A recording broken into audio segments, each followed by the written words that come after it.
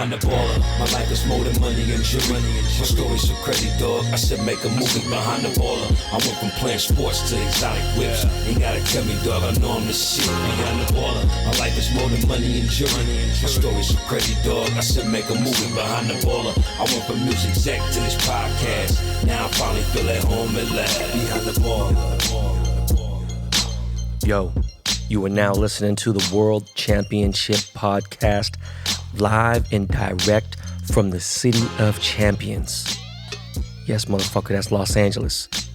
And yes, ladies and gentlemen, you are listening to a brand new episode of Behind the Baller Podcast. This is the weekend wrap-up. I am your host, Ben Baller, the Korean Fernando Valenzuela. Motherfuckers, we're headed to the chip. All right, y'all. The World Series. We are World Series bound, y'all. LA Dodgers got it done. I'm so fucking happy right now. I legit had tears last night. I got chills. I got goosebumps in my arms. And now I just feel all kinds of weird types of way and shit. I had like just stomach cramps last night watching this shit. And you know what? Yo, I was praying that they didn't bring Jansen and that motherfucking into the game, man. Thank God Urias held it down. But goddamn, God bless Corey Seager, belly bomb for that motherfucker, my boy Cody fucking Bellinger for that belly bomb. Yo, this year is definitely different. I'm telling you, this team feel different. All that fucking Buffalo Bills talking shit, it ain't going down. We ain't gonna bring up all the cheating shit and banging on trash cans, all this other stuff. Look at, man, check this out real quick. I really got no problem with Tampa Bay, but check it out. Fuck Tampa Bay. This is the real City of Champions, okay? We got legacies over here. I don't want to hear shit about no NHL, no Lightning. Fuck out of here. It's about the Lakers and the Dodgers, okay? And if my Seahawks win the Super Bowl this year, I'm going to break everything that I own. I'm going to go and hurt innocent people. I'm not going to do that. But yo, what's good, everybody? I'm fucking hyped. We have an excellent show for you today. Yo, we got my boy Vegas Dave. He is maybe the only guy that I know who's more hated than I am, okay? And he's here to talk about his trials and tribulations in Sin City. This guy's fucking crazy, by the way. And in the hobby, he's made a shitload of money. How the fuck he turned a $400,000 Mike Trout card into a $3.9 million card. He's got all kinds of gambling shit. If you ever go to his page, he's fucking nuts. I never really paid attention. I was like, yo, this dude's a trip. But yo, check this out. Let me finish by saying, this year isn't over yet. Okay, this is not an ad. I'm just being straight up real with you guys. We got a lot of work to do. Okay, we got 2.5 months left. Actually, less than that. We got less than 2.5 months left, okay? But really, we only got a motherfucking about, another week or so? And we got work to do, man. I got a big legal, political episode coming up this Thursday with a dear friend, Tahani Abushi. She's actually running for district attorney of Manhattan, New York. I've never really got deep into politics or legal shit ever on this show. But you know what? When I was I still listen to Mike Rappaport's podcast. He had a political correspondent on the show, and I was like, you know what? Why the fuck would I not talk about this now? So we're going to get into it for sure. And for the record, I have obviously done I've done a big amount of charity and donations over the last 10 years. But this month actually, was the first time I've actually ever donated to a presidential campaign, okay? It is time to make a difference. You can go out there and make a difference. I voted for Biden this weekend. Yes, I voted for Sleepy Joe Biden, right? Smoking Joe Biden this weekend. Everyone, please go out and vote. I don't care what city you're in. I don't give a fuck. If you're in America, go fucking vote, okay? You know how impatient I am. I'm not waiting no motherfucking lines. I got ulcerative colitis. And I would have fucking waited in line. I happen to have my wife, I don't know how the fuck she did it, but she set up mail-in votes for us. But go out and vote. Again, coming from someone who's, crazy, impatient, whatever, I'd wait in line just to make sure that we get that orange cocksucker out of here, okay? So please go and vote. Don't worry about no polls, who's up, when this. Don't wait. Just go vote. And we will see all the fuckery go down on November 3rd because Although I don't think a president will be elected on that day, but there could be a president elected if there is a true landslide victory. And if there's a landslide, then there's nothing to talk about. Okay, but it's gonna be a shit show. I know that. Trump's gonna sue. He's gonna sue whoever the fuck. He's gonna piss him off. He's gonna cry about fucking shit being corrupt. Say it was a sham. And look, man, fuck him. Okay, fuck Trump and fuck anyone who rocks with Trump. All right, and I'm done with that. I ain't gonna talk about none of that shit anymore. I just had to get that off my chest. So anyways, I had a pretty good weekend. And you know what? I just realized when I was talking earlier, I said Kelly. Don't even know what the fuck I was thinking of Kelly, but Kenley Jansen. Fuck him too. Look, man, Dave Robertson pissed me off. I know there's a lot of other people that want to whip Dave Roberts' ass, but Kenley Jansen, every fucking time you go to a game, you see Jansen come in, they play California Love. It make me hate the song California Love. It's one of my most fucking favorite Dr. Dre songs. And I already told you through the K-Town Hustler series how that song got nominated for a fucking Grammy, and I almost fucking could accept it. If it had won, I would accept it on behalf of Aftermath Entertainment and Pac and Dre and all that other bullshit. Anyways, I know. We need to get K-Town Hustler series part 3. We will. I promise. I know I didn't make good on it. I made good on everything else. I do got to get that popping. I cannot tell you how fucking overwhelmed and busy I've been. I don't even know who I am these days, and that's the real shit. Anyways, I had a pretty good weekend. Obviously, I got to meet up with 10 of my local fans, or I would say SoCal, Los Angeles fans, and I distributed my LA boxes. Shout out to Sports Source 2 in Studio City, California for hosting the event. Michael Ant, you are a fucking beast. I love you, bro. You are a fucking amazing person. Straight up, no bullshit. You are really a great dude. All right. I must say there was a wide variety of cultures, and that I'm very grateful to have you guys as supporters for real. All right. One of the people who bought my boxes drove all the way up from Oceanside, and that's it could be a 2-hour drive sometimes, right? Before he heard that I was even doing a San Diego box, he was like, fuck this, let me get it in. I want to say thank you, bro. Thank you for real. I know it's not easy. 1, it wasn't a cheap box. 2, I do know that there was a lot of goodies in there and things like that. But, just the fact that you took the time out to drive, to meet me, that you listened to the podcast. So, I just want to say, man, thank you so much. And, shout out to Green and Lit. That's his brand, Green and Lit. I actually like it. He has this really dope Oceanside shirt, and he's gonna send me one in my size. I'm gonna rock it. One dude was a 9-to-5er, which was really interesting, right? Like, a true 9-to-5er, and he works at a regular store, you know what I'm saying? And he had a list of questions like this was some fucking Complex magazine interview, you know what I'm saying? I thought he was fucking Chinks from Complex. And it was like a straight up interview. It was crazy. He had written him down on his phone, but it was dope. Much love to the little homie Arturo from Boyle Heights. Hey, bro, I really do hope you get this gaming shit off the ground and figure out what you want to do. But you know what? If that don't work out, check it out, homie. You are still young. You have a lot of time. Look, bro, shit didn't start going and it started getting popular for me till I turned 32, 31, right? Thankfully that I had a couple other hustles, but look, man, you're just you seem like a solid kid, and again, Arturo, man, God bless you. I hope you crush it. Of course, it wouldn't make any sense if the Asian community didn't back me up, right? Because the Asian community has been behind me. So shout out to Henry, to Leon, to Terry. Terry Kim was the only Korean dude that pulled up. And, the boxes sold out in 1 minute. Somehow he got one. But Terry, I got to say, special thank you to you. Terry brought his beautiful Korean YouTube celebrity girlfriend, and they brought me a gang of gifts. That's one thing about Korean people. They don't fuck around. When you enter a Korean person's house for the first time, you don't have, you better have, they're going to have gifts. You better have a motherfucking gift. I don't care if you don't bring a gift to my house. We don't keep it that traditional like that, but they keep it extra real. Like when I would go to these K-pop shows and shit and see, like, just get out of the airport and J Park, we would enter a different city and there'd be like a fucking gang of people there bringing fucking iPhones and fucking fruit and all kinds of shit. I'm like, hey, don't eat that shit, dog. And he's like, I'm not eating that. But, it's different. These are good people. I sat and chopped up with this guy, Terry, and they brought me they brought me Kogi. They brought me a gang of Panchan. Motherfuckers brought me Pocari Sweat. Now, that's my favorite drink. That's all I drink. I go through a fucking gallon a day almost, right? And They brought me a bottle of fucking soju. They brought me Height, okay? A lot of y'all don't know this, but I'm not a big beer fan, okay?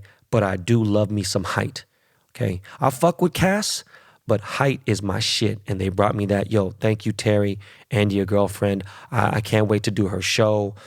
She has a food eating YouTube show, and she got some spicy ass shit. I don't know, way spicier than fucking gochujang. I don't know what the fuck it is, but I'm kind of scared, but I'm excited as well. Thank you guys. Thank you everybody. I literally cannot tell you how much I do appreciate everyone that has been a part of these boxes, from the Bay Area to LA. The San Diego boxes go on sale this weekend. The Seattle boxes go on sale the first week of December, and then I got New York next year. But look, a lot of those things that are in that LA box cannot be obtained off my site. So I just want you guys to know that I did that on purpose, all right? And I will never certify a Dodger autograph ever through BGS, okay?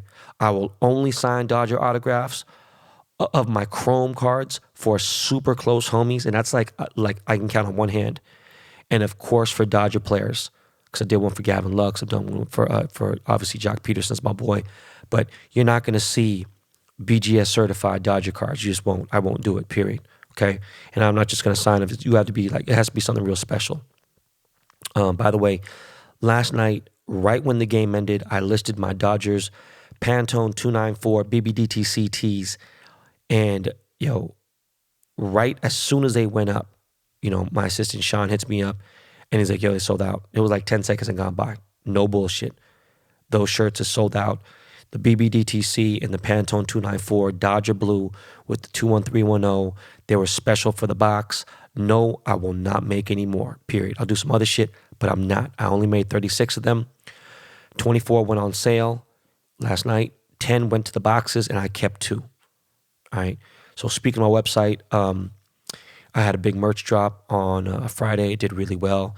And I'm trying to think of more things that I could put up and not flood the market. Once this project 2020 ends, I'm fucking done with all that. Like I'm not gonna, my next big thing would be this project I got going on with Topps, of course.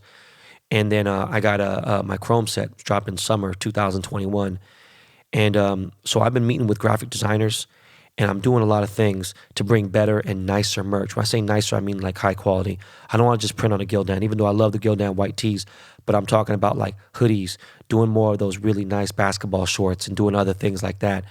And not necessarily doing too many collaborations with I'm doing collabs, but if I'm not doing a major collaboration, let's say with Crocs or someone huge, no offense to network and stuff, but I'm trying to push everything to bbdtc.com. Right? So that even means BTB, Behind the Baller podcast merch.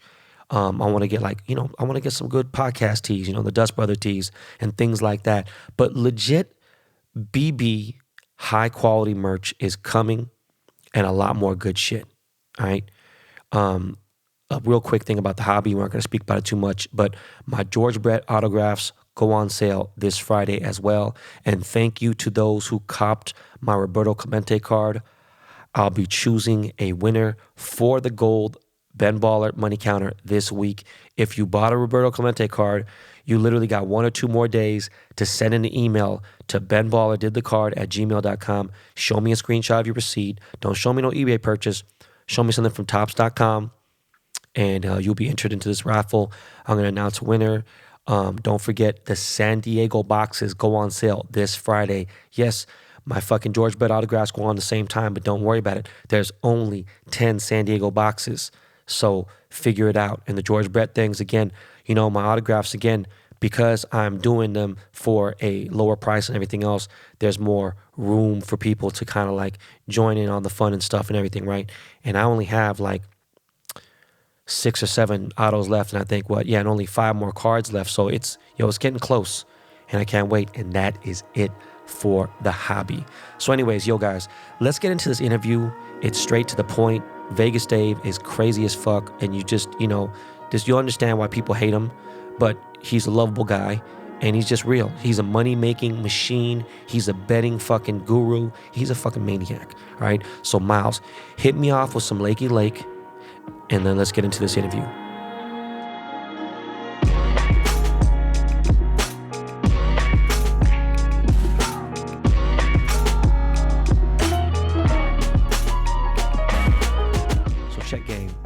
You know how the price of gold has been skyrocketing lately, right?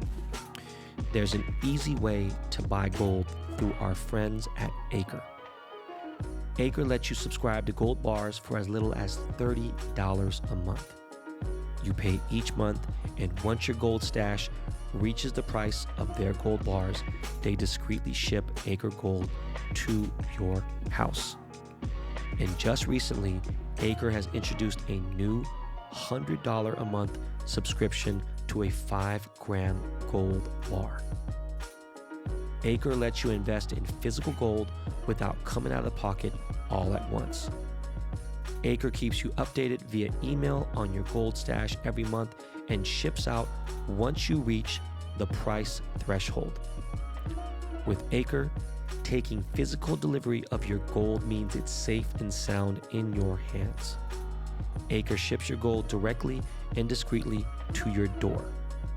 Visit getacregold.com/baller and start investing in physical gold today. Make sure you go to this URL because Acre is giving away gold. To qualify for the giveaway, tweet or post why you should be the recipient and mention at get_acre. All right, again, that's getacregold.com/baller. Thank you, Acre Gold, for supporting the show. So, we're back right now on Behind the Baller. We have a very controversial guest, and you know how we get down here. We don't hold back at all. And I have a lot of similarities with this dude. People have called me this dude's twin. We got a lot of mutual friends, and we talk a lot of shit, and we couldn't be more different but more same. Yo, ladies and gentlemen, please welcome Vegas Dave. Thanks for having me, man. Appreciate it. Yeah, man, it's all good. You know, it's crazy because people always like, oh, what's it like talking to Kevin Durant? What's it like talking to George Lopez? What's it like talking to, I'm like, some of those people are actually my friends. But really, think about it, bro. I remember hearing your name 3 years ago, whatever, and it's like, for the most part, whatever, even though I had a television show, that shit don't matter. I don't really consider myself a celebrity. Do you consider yourself a celebrity, honestly? I don't. I'm so focused on my day-to-day activity. I don't even know what's going on in the world, man. This is the first actually debate I've ever followed in the presidential election. I'm so busy working, man. I don't pay attention to the noise. You're not the only one, bro. Every single person I fucking know in the world has followed these debates. Anyways, going on. With that said, bro, what I mean is, when you hear about the dudes, like 2-3 episodes ago, I had this girl named Aria. It's the second time she's been on. Filipino girl. She used to be a bottle waitress. She got into debt for, because she had medical issues. She had like medical bills and stuff. And she was a bottle waitress. Then she did this. And now she's a fucking vice president of her own small little logistics company. And she's worth like 25 mil. People took to that way better than a billionaire on my show. Do you know what I'm trying to say to you? Like a hustler, you feel me? Yeah, totally makes sense. So with that said, dog, let's jump right the fuck in. And by the way, Dave, we go hard, bro. We don't, you know what I'm saying? There's no like, don't hold back, bro. You know what I mean? All right, I'm so busy I don't even listen to your stuff, but I just know it's going to be good, so let's go. Yo, bro. And I'm an open book too, so let's go at it. Bro, who is Vegas Dave? Real quick, bro, just tell my followers, man. Vegas Dave is just a character. David Wancha is who you're speaking to now that works 18 hours a day, lives with his mom and dad still because I love, not for financial reasons, because I love them so much. I still eat dinner with them 5 days a week at the dinner table. I'm half Japanese, half Romanian, so I'm very close to my mom and dad, an only child. Vegas Dave is a character. He gets people to hate him, gets people to love him. Loud, obnoxious, but it's just a market, it's just a brand. It gets people to talk about me, good or bad. Either way, they know my fucking name, and gets people to my pages. And when they go to my page, they see what I'm all about. They give me a try, and they realize I'm legit. So Vegas Dave is just a marketing tool that gets them to David Wancha, and David Wancha makes some money. Right. So I was on your live one time, and we were talking shit. Boom, you came back, and you said, yo, Ben, if I wasn't banned from a casino or whatever it was, and I was like, wait a second, what the fuck? Like, because I don't really dig into your shit either. I know you gamble, I know you do things, but bro, explain being banned from the sports book, or what? I mean, explain basically, what do you mean? What's going on? So what happened was, I'm being very honest, I was a professional loser for about a decade. I lost all my money, make money, lose it, make money, lose it. Finally, I broke the code. I realized how to beat the books. I broke every sports betting record in the world. The Royals for $2.5 million, the Broncos for $2.3 million. So Broncos 2.3, Royals 2.5 million, predicting them in week one before the season started, actually, at huge odds. And then predicted Holly Holm over Ronda Rousey and the Misha Tate over Holly Holm. I had like a $10 million run in about 6 months. Whoa, bro. You're telling me you bet big on that Holly Holm fight when no one fucking knew she was going to win? I have the record. You can look at it. I put 20,000, max bet, paid 240,000. That was the biggest UFC record payout. And then I went against Holly on the next fight. I took Misha Tate to pay out 300,000. And that's when they cut me off. I broke every sports betting record. Then they banned me. Okay, so my question is, are you talking about the win, MGM? Like, what are you talking about? Every place. So what happened? I mean, I'm surprised you don't know about this. So what happened was they banned me. And then when I went to collect my Broncos money, the $2.3 million, some of the casinos paid me, two of the casinos didn't. And when I fought for my money, they indicted the government. The casinos worked together. They indicted me on 19 alleged felony accounts, up to 40 years in prison, saying I was using false information for players' cards. They just didn't want to pay me the money. I fought the feds for 3 years and ended up beating the case. No felonies, no jail time. And that's why I have a book and documentary coming out. It's a pretty fucking crazy story. That's some, man, I fucking hate that bitch shit, dog. God damn. Casinos are fucking losers. They're just sore losers. I mean, they're billion-dollar companies and someone beats them. They don't want to pay you. They're just a bunch of fucking crooks. So let me ask you a question. Can you walk into like the Bellagio now or can you not? Nope. 86 for life. Any casino that I beat, I can't go back on property. The ones I never bet at because they don't take a lot of action, I'm welcome there, but I'm not allowed to bet again. The Aria? I can't go to any MGM properties. I beat them bad. Okay. Can you go to Palace Station, Palms? Palms is closed. Yeah, I can go to Palace Stations, but to be honest, I don't fuck with the casinos no more. I would never, ever go, and I could never bet again. If I was allowed to bet again, I'd be a fool. Because number one, when you lose your money. And when you win, they don't pay you and then try to put you in prison. Jesus, so it's a lose-lose situation. Well, one of my questions was going to ask you, what was your lowest moment gambling? But I guess you already said that. You know no, actually the lowest moment was, since it's going to be my documentary, I gambled all my money away and my parents had to bail me out of debt. You know, my parents are retired. They're older. They gave me their last retirement. They cashed out the retirement check to put me back on. And that's why I'm so good to them right now. Jesus Christ. So, I mean, look, man, with no bias, right? Obviously, you have your personal issues. Because I don't like police, right? I've had a lot of fucking issues with the police, and they fuck with me, boom, whatever. I have great attorneys as well. But with that said, I mean, if you were going to recommend, and if you're going to say no, then that's fine. But if you were going to recommend like a casino, somewhere to stay at, where would you tell somebody to stay at in Vegas? Nowhere, because you're going to lose anyways. I knew you were going to say that. Fucking for real. You're going to lose your ass. And if you win, they're not going to they're going to take away your comps, and it's a bunch of bullshit, man. It's a bunch of crooks that run that shit. Oh my God. All right. Well, you know what, man? Let's get into something else, man. What do you think about the explosion this year during the pandemic of sports cards? It went fucking haywire. It's still crazy. I got lucky, man.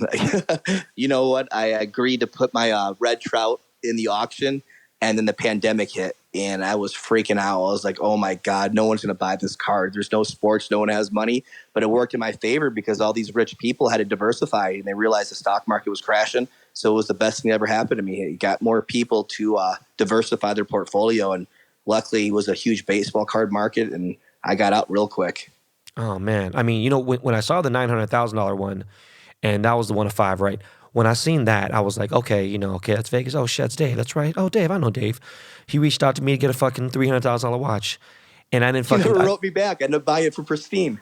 The thing is, though, but bro, I tell people 100 episodes in, I turn down job. Not turn down, just saying, I'm fucking busy. There's someone just hit me up. Dave, you hit me up for what now? It was like a $400,000 watch. We didn't know each other, but, But still. We just knew of each other. Okay, $400,000 watch, and I just couldn't even get, I ended up selling it regardless, but I couldn't just, I was fucking busy, and I was like tied up. It wasn't anything personal. People I get think it, like, man. Yeah. So you sold the $900,000 card, and then no one thought you were going to break out the fucking 101. I had to, man. When the red one went for $900,000, I'm like, man, this thing's going to go for $4 million plus. When I bought the card 2 years ago for $400,000, I told the world this card's going to break the record. And I thought it was going to break it like in 5 or 10 years. But 2 years later, I saw the opportunity and I just unloaded everything. So the crazy part is I had Gary Vee on my show 3-4 weeks ago, and I asked Gary about the card. And Gary truly said, man, he's very like, I don't know, not, how do I describe it? First of all, love Gary. There's a lot of more things that I know about him now and everything. And, sometimes he'll avoid things. Sometimes he'll speak very positive in like, not a fake way, but just not trying to be negative. But he kept it 100. He was like, yo, bro, I truly think someone's going to fucking buy that card for fucking $5 or $6 million later too. It's going to be sold, but it's going to be a harder of a sale. I just don't think there's much money to be made. I honestly, like I think I told you before, I predicted baseball cards 3 years ago. And then Gary did it like a year after, and then it took off.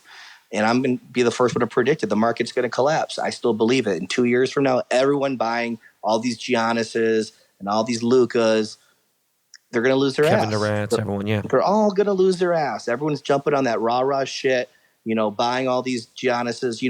I know Gary has the right intention. Gary's a good soul. But everyone's going to follow that lead, and they're going to lose their asses in 3 years because right now it's at the peak. And everyone jumping in right now are overbuying, overpaying. And this shit, anything that goes up goes down. It's a law of economics. And all these young kids buying are going to lose their fucking asses in 3 years. Mark my words. And look, I still think about spring is when we peak. I still think it's going up, man. I'm not joking you, bro. The way I know see, we haven't peaked yet, but I just know in 2 to 3 years it's going to be a disaster. All right, well, that's good to know, man. So I was trolling you. We're DMing each other, talking shit here and there. Boom. You had your Clippers winning. I was ready to bet just a part of my net worth.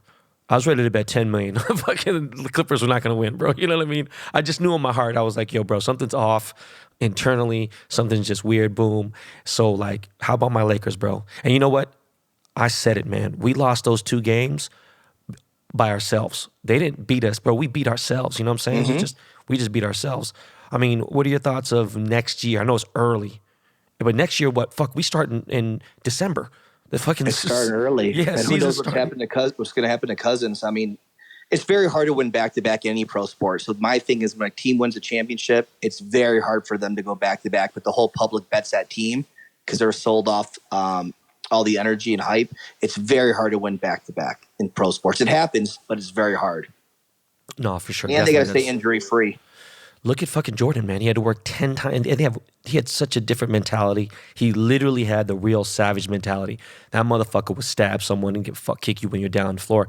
It's just different now. People are soft now. I'm being real, bro. I'm almost 50, dog. People are soft now. You're back to the Pistons days, the bad boys, Bill Laimbeer and all that different shit. When I watched fuck 30 for 30, I'm talking about current, like in 1992 when it was like, just 3-4 years after their bad boy era. I played college basketball, guarded Steve Nash, and one of my coaches said the greatest thing. He said, look, man, this team knew how to get you out of your fucking rhythm. They knew how to fucking make you play bad. They'll go in there and beat the fuck out of you. And they just did. They made everyone else play bad. It was crazy. Mm-hmm. I wish they had teams like that now. So on to baseball. Who do you got win the World Series, man? You know what? I can't. The crazy thing is I took the Braves at the beginning of the year for my players, but then I switched to the Dodgers. Even though I can't stand the Dodgers, I really can't. I just really think it's their time. I agree, dude. In Atlanta, Fried's their only good starting pitcher. They're 2 and 3, Anderson and the other young kid. They're very right. They're young. No, I think, and Acuna is like their only like real star and like Freeman too. Freeman had MVP numbers this year, but he's just a quiet guy. Yeah, but I mean, look at our team has been somewhat the same for the last 3 years. We've gone to the World Series 2 out of the 3 years. But bro, look with Mookie now, and like just the way, man, we got some great rookies too. Mookie's the key player. Yeah, Mookie's the key player. Why? I think they'll beat if they play the Rays in the World Series. They'll beat the Rays. The Rays don't have that one guy, even though Margot's doing well, and that other guy, I forgot his name, but Mookie is just a game changer. So in a World Series, that's why I think the chip goes to the Dodgers, and I'm not a Dodgers fan at all. No, I hear you. It's all good. By the way, man, I don't know if you remember back in the day, I outed. Remember that guy Jet Set Life when he was all over Instagram? Yeah, I remember him. Okay. Then he got in some trouble or some shit, right? I called him out. Dude, the fucking FBI called me. Like they're on the IRS, everything. And like I called, I don't know how the fuck they got my phone number. Anyways, I called dude out. I don't like fraud motherfuckers. I don't like people who do all that bullshit. And I get people who DM me like, man, why the fuck you fuck with David Vegas, Dave? You give him shout outs and stuff. Man, that I'm a motherfucker, blah, scam, blah. right? Yeah, and I'm like, listen, man, let me tell you something real quick. One of my business partners who I've made millions with fucks with Vegas Dave heavy. Okay. And I was like, do you understand my boy Calvin bets with Dave? Like he fucking takes these bets. Like, shut the fuck up. My boy would be the first motherfucker. Be like, yo, dude, fuck that. You know? And I got homies that know you and people, whatever, blah, blah. Like I said, on the insider level, I had no bullshit. The little dudes like, they're just crying about some bullshit. So my thing is, how do you like I have my thing, I just laugh. Like their frowns make me smile. How do you deal with your haters, man? I'm immune to them. If there's a day that goes by where no one's talking shit about me, every day someone's putting out there's 100 fake Vegas Dave accounts. Every day people talking shit about me. But for me, when you get higher levels of success, the haters just come out. It's pretty crazy. And that, they're mostly grown men, with kids and grandchildren. It's amazing. But I don't pay attention, man. Like people will send me shit. I'll laugh here and there, but I'm so focused working 18 hours a day that I don't pay attention to the riffraff bullshit. Yeah. They're just confused admirers. They don't even know it. They talk about you every day, just confused admirers. Nah, for sure. Real quick, man, you just got me thinking about you living at home with your parents. You're fucking G for that, yo. You just stepped up another notch in my book. Look, man, how big has social media been your success, you think? 99%. That's why my thing years ago was content is king of content. Content is a new currency. I wouldn't go to a nightclub without bringing a camera crew. I wouldn't go anywhere without a camera crew. And people thought I was crazy, annoying. But now I have all the content to show it. Good thing I recorded the Mike Trout card buying it for $400,000. What's better to say about that, or is it better to show a video? So content is king. So Instagram, I post on all platforms every single day, and I post $1 million a week, $1 million a month. A month is a bad month. $1 million a week on average, all of social media with no overhead. Not a bad business. What's the most you've made in a day? 800, 900,000, 850, 860. I wanted to hit $1 million. That was my goal, but I didn't hit it. I could do it if I did a $100 package. I could make $1 million, but I'm not going to drop my prices from $1,000 a pick to $100 because I care about the brand. Well, fuck you. I've made more than that a day. One little thing I can fucking finally beat you in. So look, you're talking about nightlife. You predicted that nightlife would die. I don't go out. I hate going out. I went from being in nightlife, being a DJ, love going out, and now it's like you couldn't fucking pay me $100,000 to fuck. I'm being serious, bro. You couldn't pay me $100,000 to fucking show up to a club. I'd rather kill myself. Like seeing, I think the end of it was like seeing Jolo, like going to fucking Marquee and seeing Jolo in there, and just be like, all right, dude, this is it. This is like, you see this dude, like this guy's really gonna get his dick sucked tonight by a hot bitch. Like the world is fucked up. Because he's handing out bottles of Cristal to everybody. Yeah, he had me fucking like Ace, Cristal, everything. So you predicted nightlife. Speak on that. Like what your issue is with just the Vegas clubs, whatever clubs you have issues with. So the thing is that I'm misunderstood a lot. And I speak what other people are thinking. And I'm just telling people, the people stuck in nightlife, it's like quicksand. The longer you stay in, the harder to get out. And those fucking companies don't give a fuck about you. They don't care. You're just easily replaced. People from different states, they want to grow up and be like, I want to be a bouncer in a club, or a girl wants to be a bottle girl. And they always say, one more year. They go in with 2 or 3 year plan. 20 years later, the girl's still serving tables. And I was always telling people, there's a better life out there. You can't be stuck in that nightlife because there's no future. And I see, pool season. These hosts are working at the pool from 10 a.m. to 6 p.m. and then have to work night shift from 9 p.m. to 5 in the morning. It's getting overworked, underpaid. So my venting was, 1, there's no future in it. 2, they're just using you and you're easily replaced. And 3, everyone that goes to the nightclub is 99% the same people doing the same shit. There's somebody nothing in their lives. That was my point I was trying to make to people. And I knew it was going to collapse because money runs out sometimes. And when this pandemic happened, what happened? All the nightclubs shut down right away. All the disposable income went down for people. Yeah. I mean, I think personally, I've told people, and this is a business podcast, I'm competing against NPR. I'm competing against Wall Street Journal, MSNBC. I'm competing independently against billion-dollar corporations to be on the top charts. And I still do my thing, without, a major studio behind me. And I've been telling people, look, man, I really feel like recession's coming. It's kind of inevitable. And then I didn't think a depression was going to come, but we're in a depression now, and it's like, I think that 2021 is going to be worse financially, economically than this year is already. That's just what I think, and I think that no nightclubs are opening back up by next. No, there's no way there's going to be fucking day parties next year. There's no way. There's no way. They tried it in Vegas, and now they're trying to do 250 people to get in. It's just going to collapse. And I agree with you. I think the housing market's going to drop. A lot of people that haven't been paying their rent, they're going to get out. It's going to be crazy after the election. No matter who wins, there's going to be riots. Shit's going to get nastier. It's going to get worse. And there will be a recession, but always the people with money will make it through just fine. But the problem is the poor just get poor during a crisis like that, and people need to prepare. The problem is with this COVID that happened, people should have woke up and said, listen, I didn't save enough money. I'm not going to let this happen again. But all those people getting those stimulus checks, they're spending it on Amazon. They're not. Fuck, you talking about spending on Gucci slides and shit, stupid shit. You're laughing, bro. I'm being dead serious, dog. It's crazy. I'm laughing at how crazy people are. They just don't understand. They don't plan for tomorrow. They don't plan for the next day. They plan for today only. Yeah. And you know what? I bought a $1.2 million car like 3 months ago, and guess what? It was nothing because I had made 5 times that, and I was going to get the car regardless. Do you know what I'm trying to say to you? And I've saved, and it's a different thing, and I have trust, and I made sure that my kids are good. I got 3 kids. Do you have kids, Dave? No, that's why when you said tonight, I was going to ask you. I was like, man, you got to put your kids to bed. I was like, how do you manage your success having children? For me, I could never have kids. It's tough because I can only imagine. So hats off to you for being a good father and still making a lot of money. Applaud that. My cousin hit me up and he goes, hey, Ben, man.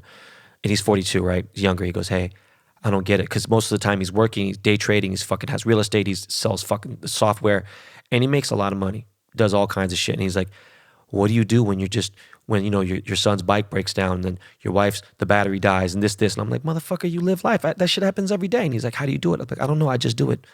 You just do it. And that's just my life. What would you say is like one of your favorite perks of being a high roller?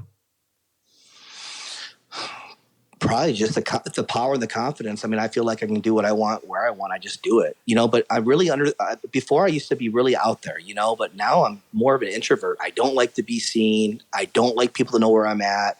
Like I used to like the attention before, but now I don't. It's really changed. I just want to work, right. And just want to work. I love work. You like the attention online, though. I mean, you push it, but I mean.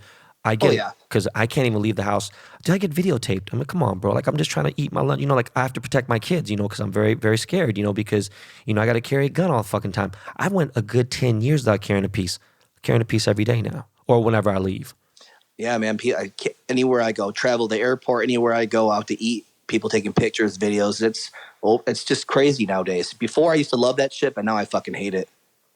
So you don't have any kids? That girl, she's Holly, right? Is her name? I forgot. I'm sorry. Yeah, yeah, we're still together. Holly and I are still together. Yeah. Are you guys gonna get married? That's your girlfriend. Are you guys good? What you are?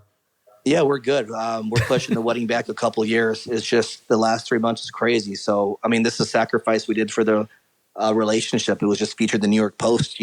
There's so much I care about my business.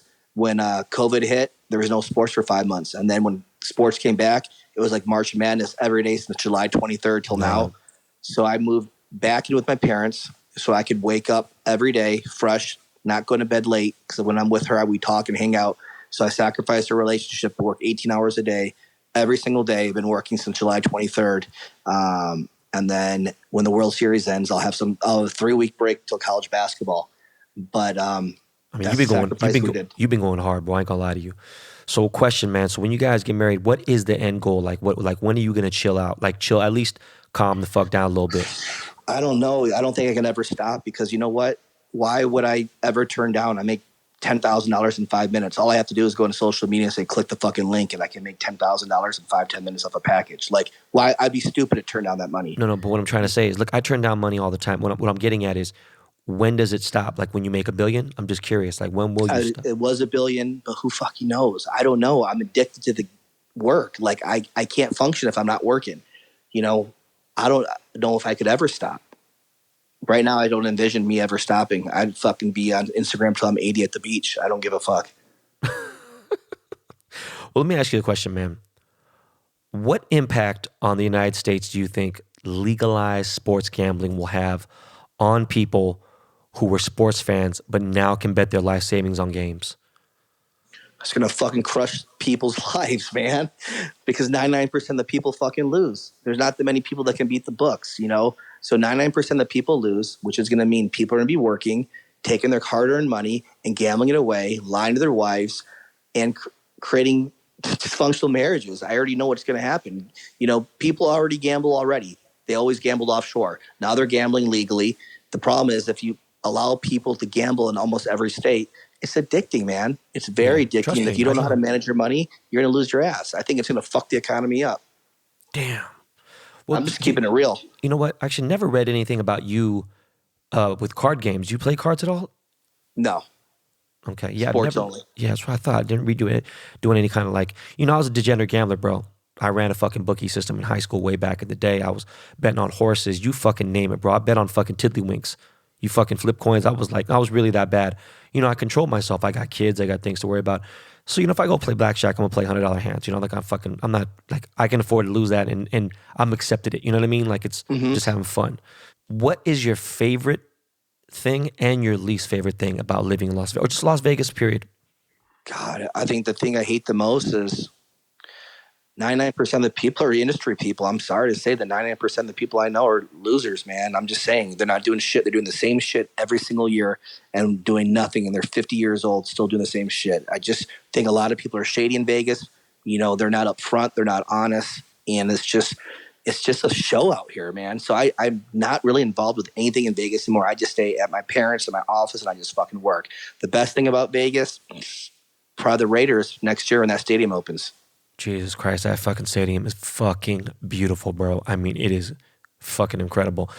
So hold on. I mean, like, okay, you say 90%, 99%. I mean, but, you know, I know for a long time, like, I've been going to Vegas since fucking, you know, the early 90s, right?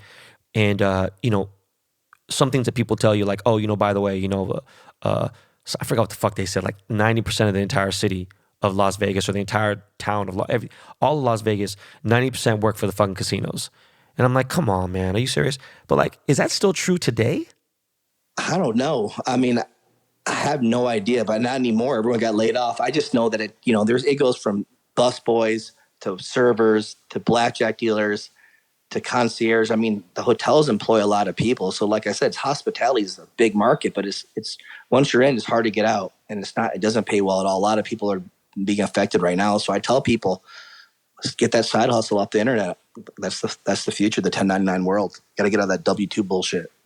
Yeah, W-2 bullshit. So true. So fucking true. I couldn't have said it better.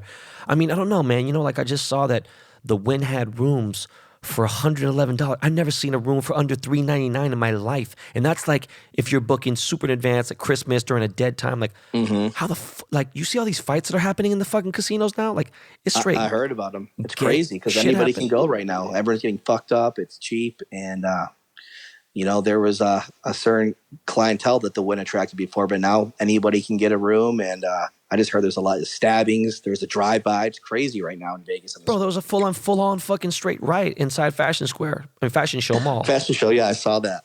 Fucking fight right in front of the Apple Store. Like, they were fucking straight up 6-on-4. Like, it was crazy. One of my last questions pretty much is because I love food. And you look at, no offense, dog. You're not a motherfucker. You don't have a six-pack. You look like you might eat some shit. You know what I mean? You look like you might be Samoan. You eat some Spam. Bro, what are your favorites? Where are your favorite spots to eat in Las Vegas? You know, there's a couple. I love Nobu. I love my sushi. Another hidden place is Senem, Japan, which is another good sushi place. But Korean barbecue, Hobak barbecue. I love my Korean barbecue. I've never fucking ever been to any Korean barbecue in fucking Vegas. It's so good. It's on Spring Mountain. Get the marinated skirt steak. You gotta take me, bro. I'm fucking Korean. You know that. So you gotta take me. Damn. So you don't like Lotus of Siam? I love that. That's one of my favorite spots. That place is good. I like that place. I love the Asian places, man. So hold on, wait a second. I'm so sorry, man. You can't even go to the fucking Wynn and just eat at the Wynn. You can't eat at SW? Trespass, man. 86. Any casino that I beat, I can't go to. And my documentary's coming out, so when that comes out, everyone can see the whole story. Jesus pretty crazy. Fucking Christ. Okay, so the last question I have ask every single guest who comes on the show, period, is there anything you'd like to ask me? I was going to ask you when you told me, like what I said earlier, when you said to put the kids to bed, I was like, how do you balance I couldn't even imagine having one child. Like, I work all day. Like, I could be a shitty father, like I can't take this soccer practice. It's fucking overtime. I'd be a shitty father. So I was like, just keeping it real. That's why I don't want to have a child, because I want to be the best at everything I do. So if I have a child, I want to be the best father, and I can't raise a child right now because work is number one. So my question for you is just exactly you answered earlier. How do you deal with being super successful, working crazy hours, making a lot of money, but also balancing a family? You know what? Honestly, though, I have to give a lot of credit to my wife. If it wasn't for her, if it wasn't for my mom, my mother-in-law, my family helping out, we have we had help for a while, but now in the pandemic, it's really difficult to have anybody over and stuff. So like, I got to give it to my wife. And Where'd you meet her at? I met my wife. How funny is this? I added her on Facebook. She knew who I was, and she was like, "Oh God, this guy's a fucking loser. This guy's a piece. This guy's a fucking scumbag. He's a fucking dog." And the funny thing was, we ended up having our first date at Planet Hollywood at fucking Koi, the sushi spot. I like that place upstairs. Yeah. Yeah, and went to Koi, and and then after about maybe 30 minutes, we got into a fight. Fucking first date. And I was like, yo, I'm fucking out of here. And she's like, no, you can't leave me. What the fuck you talking about? You told me you'd take me to my friend's party. And I'm like, I'm not taking you to no fucking friend's party. Your friend's a fucking a nightclub host. Like, fuck that shit. I'm not going. End up going. I called one boy as a backup. He's been living in Vegas for a while. He worked for fucking AMG or some fucking light group or one of those fucking places, whatever. And a good dude, though. And he got out of the business. He picked me up. And then me and my wife just were like, we were arguing here and there, boom. And then we, this sounds crazy as fuck. I can't believe I'm saying this shit. We both took ecstasy. And I was like, fuck it. Went to XS and had a great fucking time. I ended up having a cool time. And then we just started slowly getting into it. And then, one of the best things about being a grown man, being a real independent grown-ass man is, I think after 27, after 30, whenever the fuck a guy, women mature much faster than men do.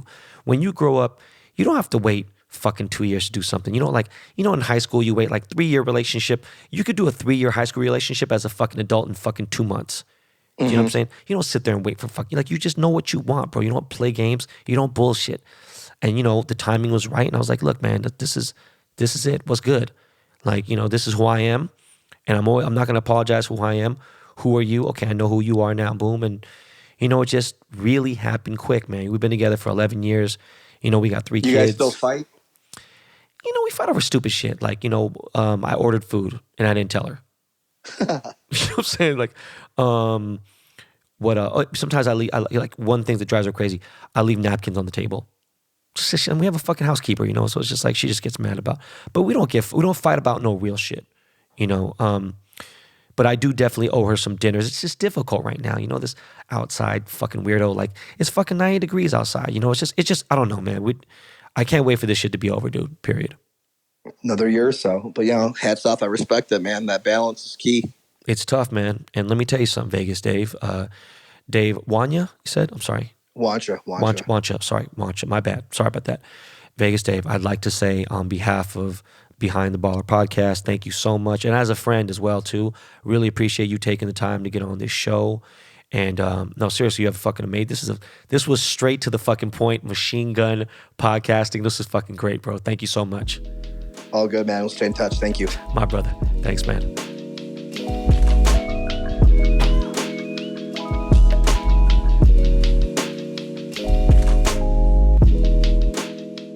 So all you guys know, man, I ain't with that YouTuber steez at all. You know what I'm saying? And I know I've said some rough things about YouTubers and stuff, but it just ain't my thing, But I do know a few cats who are big on YouTube. My boy J Bell from Platinum Motorsport, who's like family, he's really close to this guy named Austin McBroom. And who's apparently really huge on YouTube. I don't know shit about that whole thing. And him and his wife are they're big. There's always some kind of crazy shit going on. I try to but I really don't know because I've never seen a video before, but they're called the Ace Family. I don't know. I've never seen a single video of theirs ever. I've been on his page a couple times, never really paid attention to stuff. But I do remember when dude was just coming up because he had a Jeep. You know what I'm saying? He even had no fucking exotic car yet. And then he had copped a McLaren, and then I think he's got a Lamborghini Huracan Performante. Anyways, his brother Austin and his brother Landon just got a 720S all done up by Platinum Motorsport. They set up a drive from Woodland Hills, which is in the valley, to Malibu, right? And it was cool. You know, the weather was like not really warm. It was good, man. It was really structured though. You know, he had security detail and things like that. And I get it. You know, he's like got crazy fans, whatever. So we all had walkie-talkies, which is something that I've been doing that for a long time. Every single drive I have with homies, I make sure at least 3 or 4 of us got walkie-talkies. But you know, it was like maybe 12 or 13 of us. And anyways, it was out of the 12 or 13, I knew like 9 of us, and I pulled up with like 7, right? So, you know, my boy Anthony came with me. He's got a pista. I've actually been rocking with Anthony pretty heavy for the last 3 months. And he pulled up. My boy Kai, Kai Bentley, who also has a podcast. I'm not positive. I'm so sorry, man. Kai, you could be mad at me. I think it's called Medium Rare Podcast. I'm not sure. But him and his brother, Levi Bentley, they got a podcast. Anyways, Kai invited me. And what's crazy is Kai is one of the most legit guys that I know who has actually grown up semi-privileged, okay? And I think, I say semi, but I think maybe he grew up very privileged, right? Because he's a young dude, and his dad is a world-renowned chef. You know, his family's been in business with Drake. They're from Toronto, Canada, but he's part Chinese, and his dad's OG Hong Kong. And like, I knew immediately I fuck with his dad when I just seen the recipes and all the stuff and everything, and the restaurants they fuck. You know that just he's a foodie. He's a good dude. The funny thing is, I actually trolled the post with his brother Levi because he was wearing just the fucking. It was just too much. In a way, I'm gonna keep it 100 with you, man. I love these guys, but in a way, he was taking himself too serious, you know. And people think I do, but I don't. I think people don't realize I'm very sarcastic. But I trolled his brother because I just didn't like. I don't know, man. But the funny thing is, this is a long time ago. We all became really cool after that. We all talked it out. You know, we chopped it up, and it was funny, right? And anyways, Kai, he's got a sick-ass 720 McLaren 720S on BBS LMs. And again, like I said, dude is just solid. He's never fronted on me ever. Even after the bullshit, we chopped it up, we became cool. They vlog, they do stuff on internet. They keep themselves busy. And one thing about Kai is, besides the fact that this dude is actually a really good-looking guy, we share a lot in common. All right, we have a lot of the same interests and things. So we set up a pre-meetup, which I always do before we do a drive somewhere. You know, usually at a gas station. So we gas up, and these guys, we get on the fucking freeway, and these dudes won't do 110. Like, I'm like thinking, like, what the fuck's going on? I don't get to drive the Senna very much. You feel me? Like, so if I get out, I'm gonna push this bitch to the max. You know, heavy pedal. And like, I'm barely going 145, 148. And like, what the fuck is going on over here? And like, oh, I got caught behind a car. Man, forget the fuck out of here. You Swiss cheese through all that shit.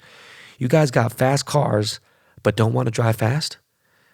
I'm confused, right? But my boy Alex Choi, he pulled up. He's like really popular in the car community now. He's kind of doing his thing, and he's a little troublemaker. He's fucking hilarious. He is another kid I gave a very hard time to. I really gave Alex a really hard time. He's Korean, and you know, man, he's a good kid. You know, I actually sent him a DM yesterday. I said, you know what, you're a good kid, bro. You know, I know you're Korean, and he's actually from Korea, so his Hangul is actually excellent. It's perfect. But he's just like he's like a goofy little nerdy kid. You know, and I'm not saying that in the wrong way. He just reminds me of Superbad, except he's got exotic cars. He's stepped up. He's got a great imagination. He's pretty creative, and he stepped up his driving skills quite a bit too. So, you know, I don't know. I think I need to set up my own drive too. And if anybody who listens to Behind the Parlor, if you listen to this podcast, let me know if you got an exotic car, or if you got anything that could actually keep up with an exotic car. And I'll invite you guys out to a drive. We do like a little drive, you know, meet up at a gas station, boom, go run a drive, maybe hit some coffees. It's different now. We would go do a drive, go get some food, but it's real weird. No offense. I kind of around people who I know are quarantining and wearing masks and being safe in certain things. I just can't rock with somebody else. Unless you motherfuckers want to provide a COVID test or something, then maybe we can discuss it. But I do want to set up a drive. And if you guys are interested, hit benballerpod@gmail.com.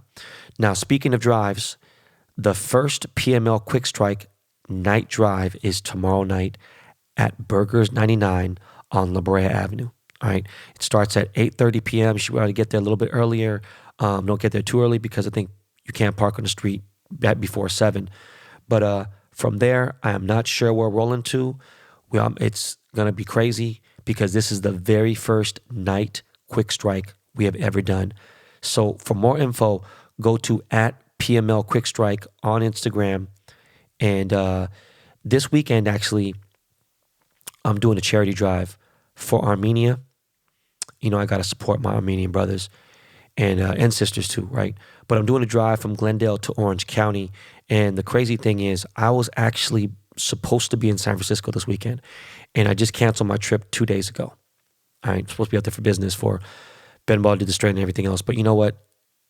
I booked my trip 2 weeks ago, but this fundraiser is too important. Like, I really do got to support these people right now and give them all the help they can get. And there's a lot of crazy shit that's going on in fucking Azerbaijan. You already know.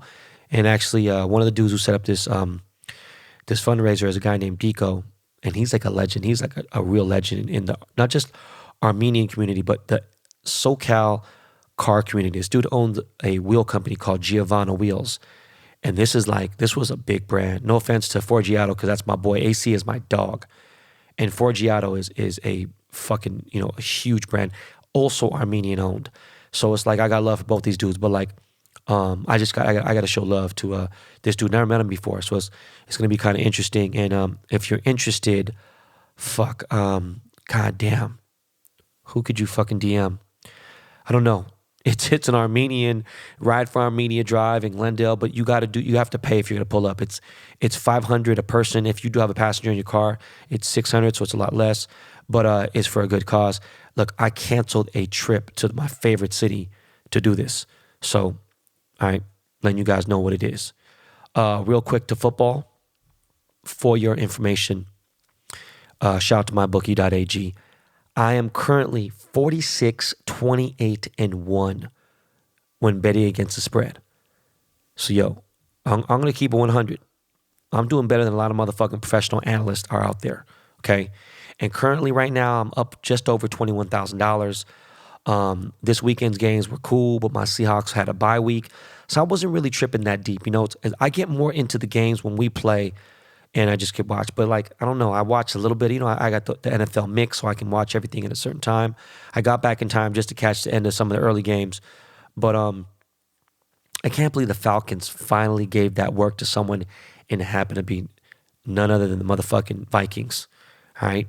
Bitch ass Kirk Cousins. They whooped that. Hey, man, look, Falcons finally got that. They got a real W.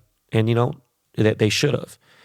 And also, I can't believe that the Buccaneers, I don't fuck with Tom Brady, and him with New England, I just didn't fuck with that whole shit. But and I don't fuck with the Bucs now. But it's crazy because I hate the Packers, and they're AFC teams. So I don't give a fuck.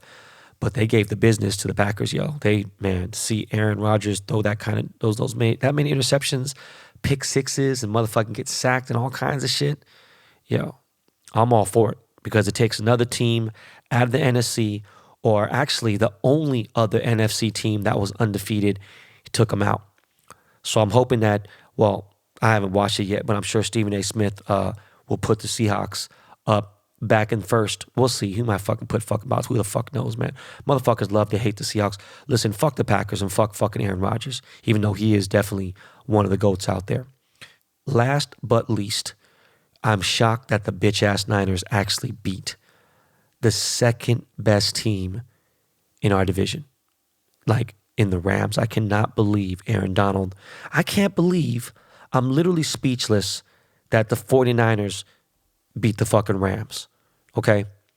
So, as far as betting goes, for tonight's game, Monday Night Football, between the Kansas City Chiefs and the Buffalo Bills, I'm just going to kind of go, I'm just feeling a little different. I don't know, man. I'm going to go with the fucking upset. I think the Buffalo Bills are going to do this, man. So I think they're going to expose the Chiefs in a little bit. I don't know. I feel a little weird about what's going on with Mahomes right now. He's got a baby coming. I don't think he's got the same motivation. He's younger. I don't really know. So I like Buffalo plus 5.5 for tonight's game. And that's it for the betting part. But yo, listen, it's time to stop fucking around, all right? We need to tighten up our defense. We need to tighten up everything in this motherfucker, because this weekend we got our first divisional game versus the Cardinals. I don't want to hear shit. We need to fucking just really look. I don't want to hear any more jokes about our defense. All right, we're undefeated. We out here whooping ass. I really think we're Super Bowl bound. Go fucking Hawks. Fuck everyone else who got something to say about that. Oh, continue on with sports a little bit, looking at my notes here. My boy Jock Peterson, he actually hit me right after the game. And he's like, yo, I got a ticket for you for the World Series. Like, for every game. It's 7 games, whatever, boom. So I'd have to find a hotel, whatever else. But you know what? As much as I do want to go, and I'm like, fuck it, let's just do this. I really cannot explain to you how much work I have and how much shit I got to do and how many. I just want to finish I want to finish Project 2020. I want to finish these pieces I got for the rest of the year. I got some rings I got to finish. I got a bunch of shit, so I can't go. But the bigger reason why I can't go, and I wish I could, because it's very safe to fly, by the way. I've been doing a lot of research on it. It's actually way safer than people think. It's actually safe to fly. Uber might be a different story with your pants and fucking touching the doors and all that shit and everything. But I come ready, prepared, all that stuff. Mask, shield, all you name it, motherfucking gloves, whatever the fuck it is, okay? But I can't do that to my kids. Can't do that to my wife. I cannot do that, especially to London. I just can't. I wish, but it's just too crazy. Like, it would be fucking amazing. And Jock, you are my fucking bro. Thank you so much, homie. Like, you are fucking really an amazing dude. But yeah, I can't go. And I mean, I'd rather have Jock give it to somebody else.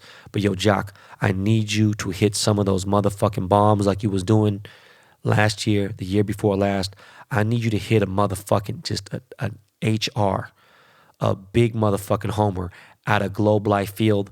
And I'll be tuning in this Tuesday, bro. Let's fucking go. This Tuesday, World Series. Entertainment.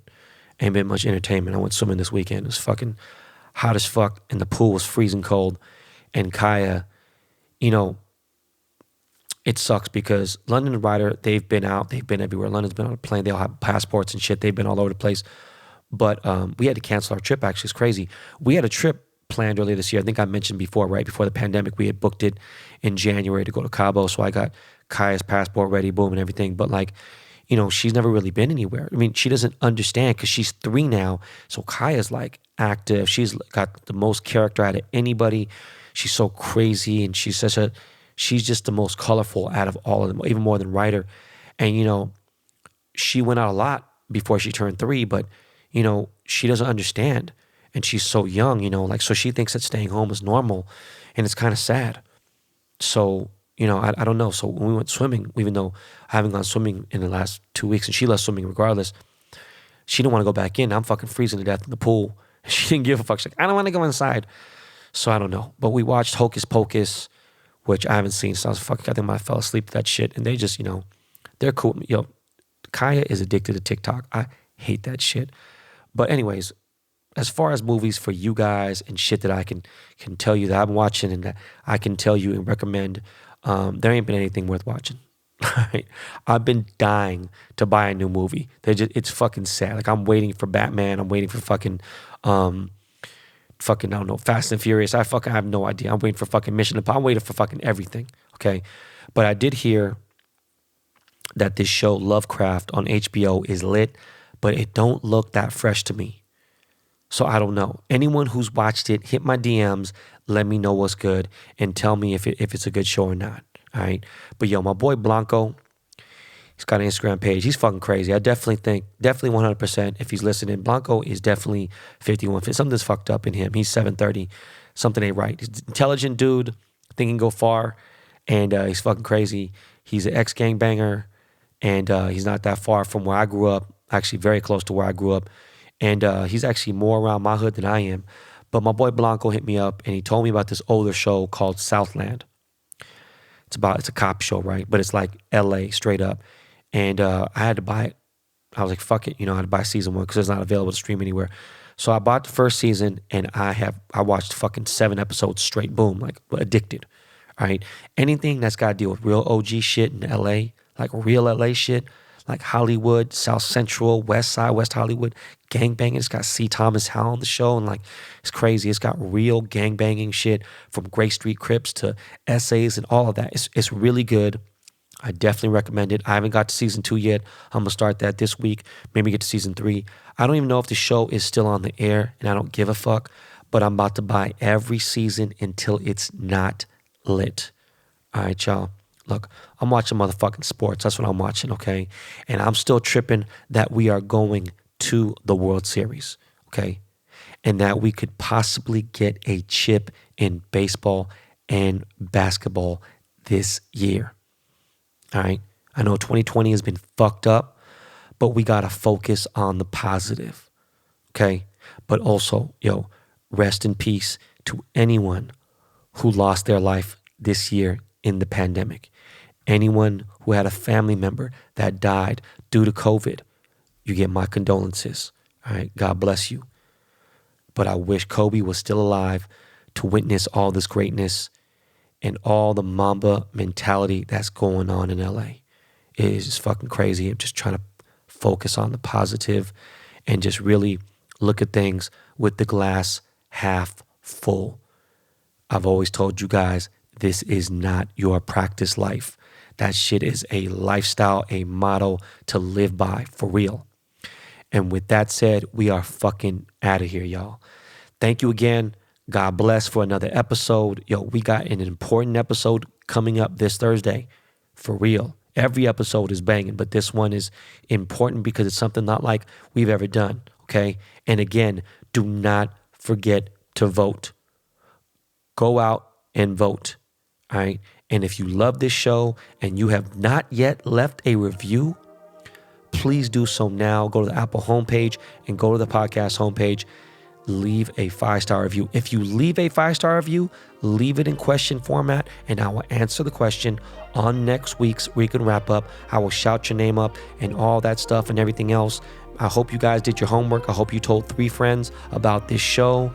Look, if you didn't, I still love you. Lakey Lake, what's good, homie?